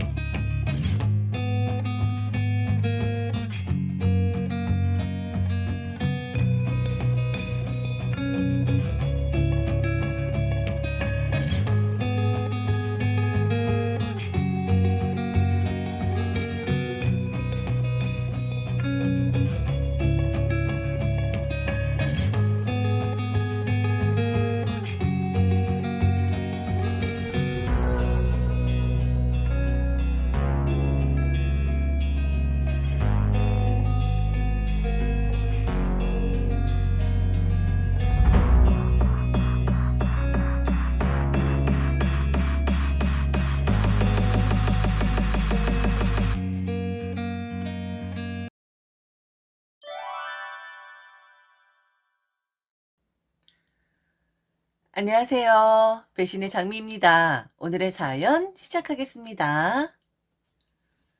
결혼 생활은 딱 7년 했습니다. 생각해보면 그 7년이란 시간도 사랑해서가 아니라 참아서 가능했던 시간이었죠. 그 사람은 처음부터 제가 좋다고 좋아 죽겠다고 따라다닌 사람이었어요. 미정아, 나 진짜 너 없으면 안 돼. 제발 한 번만 만나주면 안 돼? 결혼은 너 아니면 안 할 거야. 진심이야. 처음엔 솔직히 좀 무서웠어요. 너무 들이대는 사람 보면 호감보다 부담이 앞서잖아요. 거절했죠. 그것도 여러 번. 나 아직 결혼 생각 없어. 그냥 편하게 지내고 싶어. 우린 좀 아닌 것 같아. 그럴 때마다 그는 포기하지 않았어요. 아니, 포기라는 단어 자체가 없는 사람이었죠.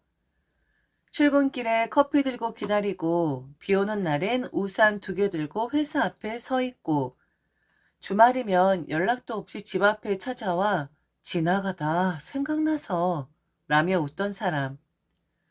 그렇게 2년 가까이 저를 따라다녔습니다. 어떻게 보면 집요하고, 어떻게 보면 미련하고, 어떻게 보면 마음이 움직일 수밖에 없게 만드는 사람이었죠. 결혼만 해줘. 나 진짜 잘할게. 너 원하는 대로 다 해줄게. 그 말, 지금 돌이켜보면 진짜 잘 짜인 계약 문구 같은 거였습니다. 도장만 찍으면 파멸이 시작되는 그런 계약서. 결국 저는 그 사람의 간절함과 진심이라는 껍데기에 넘어가 버렸죠. 그리고 결혼을 했어요. 양가 상견례, 예식, 신혼여행. 그 모든 게 끝나고 신혼집에 둘이 마주 앉았을 때 그 사람의 눈빛이 이상하게 차가워졌다는 걸 저는 처음으로 느꼈습니다. 이상하다 싶었죠. 결혼 전엔 그렇게 저를 보며 꿀이 떨어지던 사람이었는데, 하지만 진짜 충격은 결혼 3개월 차에 터졌어요. 그날 제가 조심스럽게 말했어요. 요즘 왜 이렇게 무뚝뚝해졌어? 결혼하고 나니까 사람이 너무 달라졌네? 그랬더니 그 사람이 아주 태연하게 그리고 무섭도록 담담하게 말했어요. 그거 복수야. 뭐? 복수?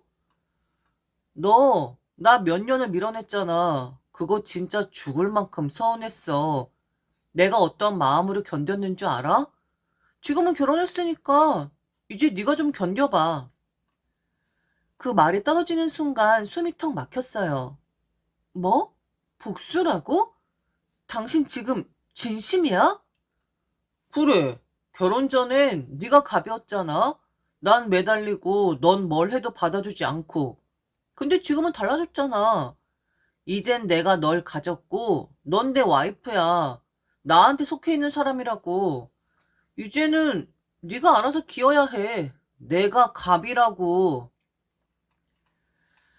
남편은 저를 사랑했던 것이 아니었습니다. 그저 갖고 싶었던 거고 손에 넣은 뒤에는 무너뜨리고 싶었던 존재였던 거예요. 이후의 결혼 생활이요? 말 안 해도 아시겠죠. 저는 그 사람의 가족 전체의 식모가 되었고 며느리라는 이유로 아내라는 이유로 당연하다는 듯 이용당하기 시작했습니다. 너무 길게 말씀을 드리면 듣는 분들 복장 터질 테니 굵직굵직한 것들만 얼른 후다닥 해볼게요. 저 불화는 바로 다들 아시듯 시어머니와의 사이에서 일어나게 되었답니다. 물론 남편은 제 편을 들어주지 않았고 방관을 하고 방치를 했었더랬죠. 바로 신혼집과 관련된 불화였는데 신혼집은 처음부터 시댁과 꽤 먼 곳에 구했어요. 저희가 일부러 그랬다기보단 남편이 원했거든요. 우리 둘만의 공간, 진짜 딱 우리만을 위한 집을 만들자. 결혼 전 내게 그토록 잘했던 사람이 이런 말을 하면 솔직히 귀가 솔깃해지잖아요. 그렇게 신혼집은 서울 외곽 조용하고 새로 생긴 단지였고 무엇보다 시댁에서는 꽤 거리가 있는 동네였어요. 당시 저는 솔직히 너무 감사했어요. 남편이 진심으로 우리 둘만의 시작을 소중히 여기는구나. 정말 나를 생각해서 이런 선택을 했구나 하고 말이에요. 근데 그 평화는 오래가지 않았습니다. 결혼 후 한 달쯤 지났을 무렵부터 남편의 휴대폰이 자주 울렸어요. 그 너머로 들려오는 건 익숙한 목소리. 아들, 주말인데 또 안 올 거야? 그 집 너무 멀어. 엄마가 아들 얼굴 보기도 힘들잖아. 엄마 막 짜증나려고 하네? 결혼했다고 더 이상 엄마 아들 안 하는 거야? 처음엔 그냥, 서운하실 수도 있지 하고 넘겼어요. 그런데 말이 점점 진화하더라고요. 어느 날은 남편이 웃으면서 그러더군요. 엄마가 그러는데 네가 나 애간장 녹이다가 이제는 엄마 애간장도 녹이는 거냐고 묻더라. 어? 그게 무슨 소리야? 내가 너를 위해서 이곳에 집을 구한 거잖아? 엄만 그걸 다 아니까 너로 인해 엄마까지 피해를 본다 이거지. 내 얼굴을 자주 볼 수 없으니까. 엄마 입에 가시가 돋는데. 하하하. 아, 그 말을 들었을 때 이게 장난이 아닌 걸 저는 직감했어요. 그리고 그 직감은 얼마 지나지 않아 현실이 되었죠. 시어머니께서 우리 신혼집 근처로 이사를 오셨거든요. 불쑥? 여기 신축 빌라가 많잖아. 공기도 좋고 마트도 가깝고 아무래도 나이 먹을수록 조용한 데가 좋잖니? 근데 공교롭게도 우리 아들 사는 동네네.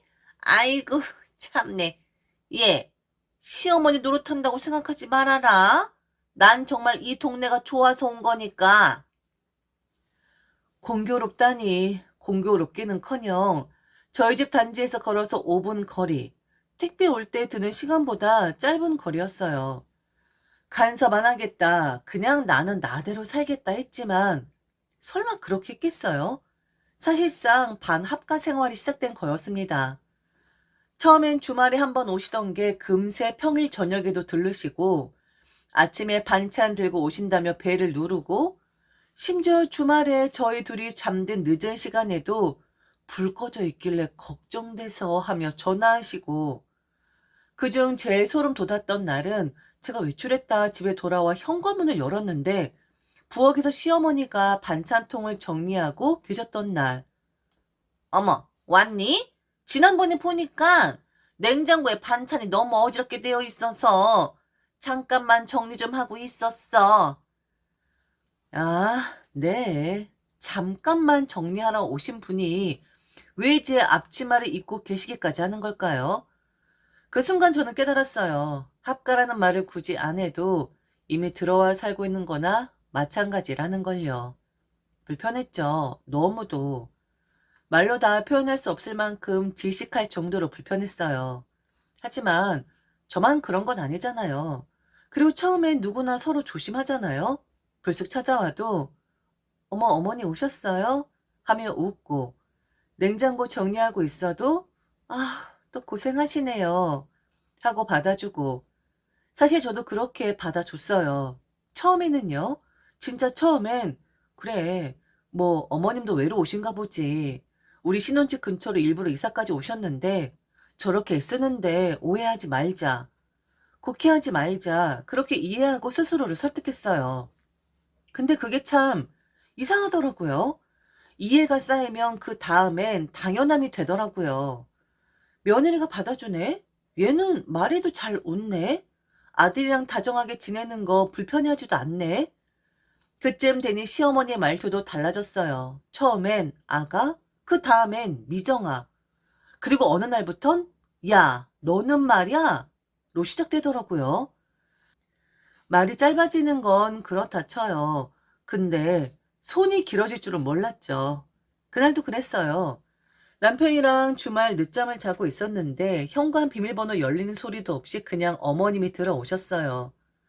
그땐 이미 비밀번호까지 알고 계셨거든요. 그러더니 거실에서 이놈아, 나까지 차고 있냐? 너 미정이한테 물리겠다. 아주 그냥 기운이 쭉 빠지겠어. 하면서 호탕하게 웃으시길래 저는 억지 미소라도 지어 보였어요. 그런데요, 그 다음에 제 등짝을 쩍 치시는 겁니다. 얘 좀 봐. 남편이 힘들게 한다고 뭘 그렇게 웃고 자빠져 있어? 확 주둥이를 찢어버릴까 보다. 우리 아들 괴롭히지 말아라. 귀한 아들이야. 알겠냐? 제가 흠칫 놀라하니 아이고 내가 기분이 순간 훅 하고 올라와서 그랬다. 정색은 또 왜 해? 가족끼리 이 정도도 못해? 난감했습니다. 그렇다고 막 결혼했는데 바로 이혼하자니 주변 시선도 있고 양가 어른들 체면도 있고 무엇보다 제가 너무 쉽게 포기하는 사람처럼 보이기 싫었어요. 그래서 스스로를 위로했어요. 나중엔 적응되겠지. 지금은 시작이니까 처음이니까 내가 좀 참고 넘기면 언젠간 괜찮아질지도 몰라. 근데 그게 시작이 아니었더라고요. 조금씩 조여오던 고삐는 생각지도 못한 또 다른 방향에서 퍽 하고 터지게 됩니다. 솔직히 말씀드리면 시어머니는 그나마 참을만 했어요. 물론 매일 우리 집에 드나드시고 현관문을 본인의 것이냐 활짝 열고 들어오시며 등짝 한 번쯤 툭툭 치는 건 기본이었지만 그래도요, 딱 그 정도였어요. 문제는 그게 아니었어요. 진짜 문제는 시누이, 그 인간이었어요. 정말 말 그대로 작정을 하고 나온 사람이었어요. 저 하나 무너뜨리려고 작정하고, 아니요, 그 이상이었죠. 숨 쉬는 것마저도 시비를 걸 정도로. 어느 날은 이런 말을 하더군요. 내가 올케한테 전화했더니 그렇게 건방지게 말할 줄은 몰랐다니까. 저요. 전화 받은 적도 없고 통화 목록에도 그 사람 이름조차 없었어요. 정말이지. 내가 한 걸 자기가 했다고 하고 자기가 한 짓은 내가 한 것처럼 몰아가고 이간질이요? 이건 이간질 수준이 아니라 공작 정치 그 자체였어요. 그리고 가장 충격적이었던 날 저한테 이렇게 말하더군요. 옳긴 내 동생한테 한번 쥐어 터져야 해. 그래야 정신 차리지. 여자들은 한 번 맞아야 말을 잘 듣는다니까. 심지어는 자기 시댁일을 저한테 시키기 시작했다는 겁니다. 네, 잘못 들으신 게 아니에요. 제 시댁이 아니라 시누이의 시댁. 옳게, 나 제사음식 해야 해. 내일 점심쯤 가지러 갈 테니 해놔. 나 시어머니 병원 모시고 가야 하는데 그날 바쁘니까 올케가 가져야 할 것 같아. 내가 못하면 올케가 대신 며느리 해줘야지. 올케가 왜 있는 건데? 다 이런 데 써먹으라고 있는 거야. 하면서 깔깔 웃는데 와 진짜 웃음이 아니라 헛웃음이 나오더라고요. 남편은 그 모든 걸 보고 들으면서도 제게 이렇게 말을 했죠. 뭐가 그렇게 힘든 건데 어머니랑 누나가 시키는 거 다른 여자들도 다 그렇게 하면서 살아. 심한 것도 아닌데 왜 그래 정말? 그러다가 이 결혼 더 이상 유지할 수 없겠구나라고 결정 지을 만한 일이 터지고 맙니다. 제 인생에서 가장 충격적인 배신, 가장 악의적인 왜고. 그날은 평범한 평일이었어요. 저희 가족과 인연이 깊은 한 사람에게 연락이 왔습니다. 그 사람은 제가 아주 어릴 적부터 친오빠처럼 지냈던 분이에요. 보육원에서 봉사활동을 하던 저희 큰아버지가 특별히 아껴주던 아이였고, 양자로 드린 건 아니지만 집안 식구들 모두가 큰아버지 둘째 아들이라 부를 정도로 우리는 가족 같은 사이였습니다. 그날은 그 오빠가 운영하는 식당에 아주 좋은 고기가 들어왔다며 미정아, 이건 네가 꼭 먹어야 해. 하면서 일부러 우리 집 앞까지 고기를 들고 와줬어요. 고맙잖아요. 밖에까지 나가 그 오빠를 마주했고 잠깐 안부 묻고 고기 받고 고마워요 하고 웃으면서 인사하고 딱 그게 다였어요. 그런데 악몽은 그 직후 시작됐죠. 남편이 회사에서 돌아오자마자 문을 꽝 닫고 들어오더라고요. 얼굴이 시뻘겋게 달아올라 있었고 손에 핸드폰을 들고 있었어요. 이거 뭐야? 그리고 그 사진 한 장을 제 눈앞에 들이밀었어요. 그 사진엔 놀랍게도 저와 그 오빠가 거의 얼굴을 맞댄 것처럼 찍힌 사진이 있었어요. 진짜로 키스를 한 것도 아니고 그저 뭔가를 건네받는 찰나였을 뿐인데 그 찰나의 각도, 그 구도, 그 순간을 기가 막히게 포착한 사진. 저는 경악했죠. 이게 뭐야? 이거 언제, 누가 찍은 거야? 남편은 말했죠. 누나가 찍은 거래. 아까 엄마 집 들렀다가 근처에서 네가 어떤 남자랑 있는 걸 봤다더라. 순간 제 머릿속이 하얘졌습니다. 결국 제 뺨을 내리친 남편. 신우의 말대로 된 거죠. 저는 제대로 맞은 여자가 된 거였습니다. 더는 못 참겠더라고요. 가슴이 미어지는 게 아니라 속이 끓어서 터져버릴 것 같았어요. 제가 어떤 삶을 살아왔고 어떻게 이 결혼을 지켜보려고 애썼는지를 누구보다 잘 아는 사람은 남편이었거든요. 그런데 그 인간 그딴 사진 한 장에 그딴 신우의 말에 아무 확인도 없이 저를 2대나 때렸어요. 제 뺨을요. 첫 번째 뺨을 맞았을 땐 순간 너무 놀라 숨이 턱 막혔고 두 번째 뺨이 날아왔을 땐 아, 끝났구나 싶었어요. 그 순간 저는 모든 미련을 내려놓았습니다. 저는 조용히 전화를 들었고 그 오빠를 불렀습니다. 오빠가 도착하자마자 남편, 시어머니, 시누이 셋을 모두 거실로 불러 모았어요. 그들은 제 표정을 보고도 자신들이 뭘 잘못했는지 감조차 못 잡는 눈치였죠. 이혼할 거예요. 제가 그렇게 말하자 모두들 눈이 동그래졌어요. 이혼? 무슨 소리야 너 지금? 그때 저는 조용히 눈앞에 오빠를 가리켰습니다.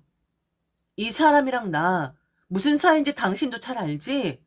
어렸을 때부터 우리 집에서 가족처럼 지내던 사람이고 결혼 전부터 너도 다 알던 사이야.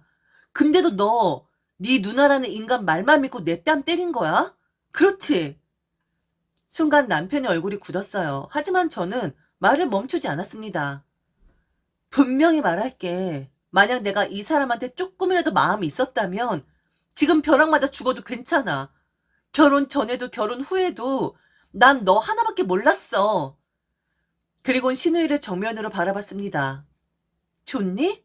네가 바란 게 이거잖아.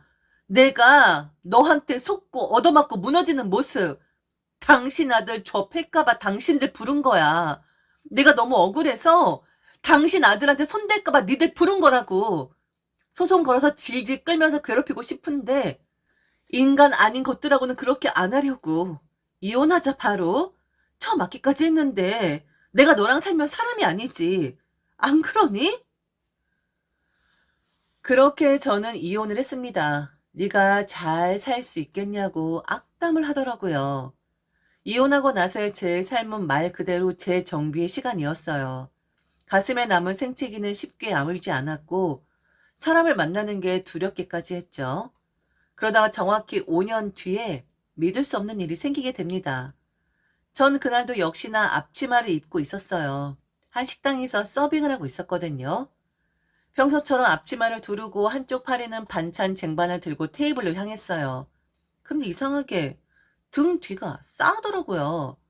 딱히 누구 얼굴을 본 것도 아닌데 심장이 쿵 하고 뛰었죠. 그런 감정, 여자 직감이라 해야 하나? 테이블에 반찬을 내려놓고 고개를 드는 순간 숨이 멎는 줄 알았어요. 전 신우이. 변한 게 하나도 없었어요. 오히려 더 뻔뻔해지고 더 교활해 보였달까요?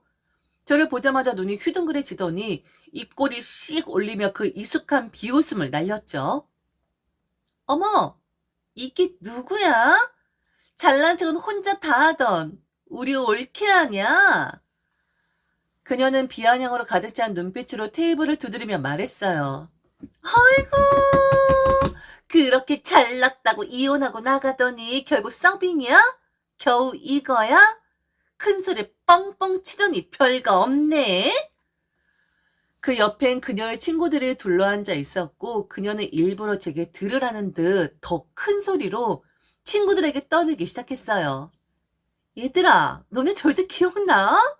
내 동생을 살 때는 잘난 척 쩔었거든? 근데 지금 봐. 앞치마 두르고 쩔쩔매는 거 보니까 꼴값도 정도껏 이어야지. 아, 세상에. 세상에 이렇게 세상이 좁아. 진짜 사람은 겉모습만 보면 안 되는 거야? 아우, 불쌍해라. 옳게. 어떻게? 내가 팁 좀 줘? 이따 나갈 때 팁 챙겨줄 테니까 싹싹하게 서빙해봐. 그녀는 친구들과 함께 소리를 지르며 웃기 시작했죠. 그리고 그때였습니다. 한 남자가 조용히 그녀들 테이블 앞에 섰어요. 그가 가볍게 인사하듯 고개를 숙이더니 느긋하게 말했습니다. 팁은 제가 드려야 할 것 같은데요. 뭐라고요? 어? 너 그때? 그 남자는 부드럽게 웃으며 말을 이었습니다. 기억하시죠? 그날 사진 한 장으로 한 여자의 인생을 망가뜨렸던 거. 근데 덕분에 제가 그 여자와 가까워졌어요. 그래서 지금은 그분과 같이 이 가게를 운영하고 있습니다. 신우의 입꼬리가 실룩였고 옆에 있던 친구 하나가 작게 속삭였습니다. 어머, 저 사람 여기 사장님이야? 여기 대박각인데? 야, 뭐야? 네 저녁에 재혼한 거야? 뭐야?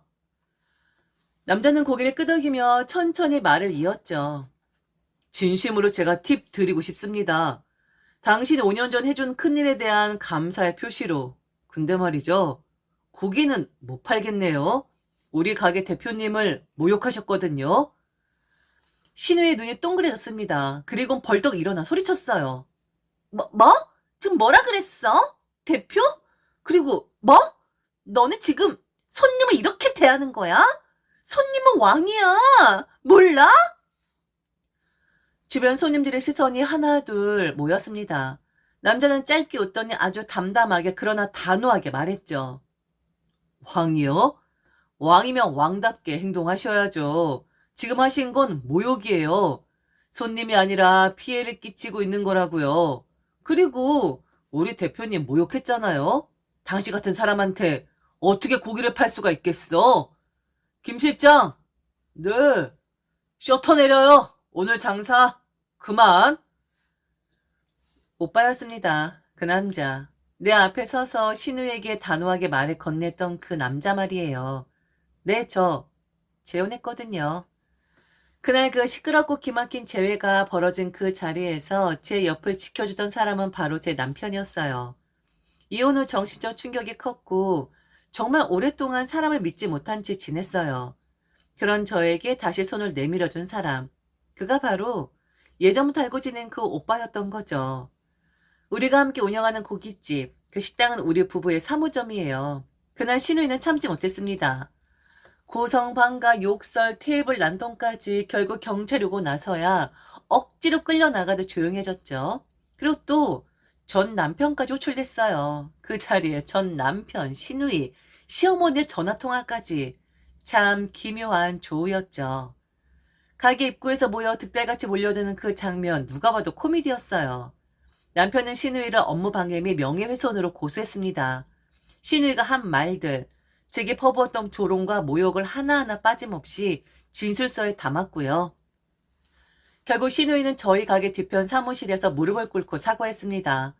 눈물 콧물 범벅이 되어 잘못했다 미안하다는 그 말을 반복하더군요. 그리고 저는 합의해줬습니다. 다시 엮이고 싶지 않았거든요. 다시는 얼굴도 보고 싶지 않았으니까요. 그런데 말이죠. 그날 신우이와 함께 있던 그 친구들, 그들이 더 재밌는 얘기를 하더군요. 야, 너 도대체 뭘 한 거야? 네 올케 결혼했다잖아. 이제 올케라고 부르면 안 되겠네? 얼마나 맛있는 곳인데. 그리고 여기 진짜 재벌 수준이야. 네 올케 완전 대박 난 거라고. 그렇게 들려오는 얘기에 솔직히 기가 좀 살았던 건 부정 못하겠어요. 그날 밤 가게 셔터를 내린 후 남편과 둘이 남은 고기를 구워 먹으며 이런 말을 했어요. 원수를 외나무 다리에서 만난다더니 난 고깃집에서 만났네. 남편은 웃으며 말했죠. 근데 그 원수 이젠 다시 못 올걸? 안 그래? 맞아요. 그날 이후로는 시누이도 전 남편도 시어머니도 그 누구도 다시 나타나지 않았습니다. 다시는 볼 일이 없겠죠. 아니면 또 뭔가 꿍꿍이가 있어서 찾아올까요? 지금까지 들어주셔서 진심으로 감사합니다. 이상 배신의 장미였습니다.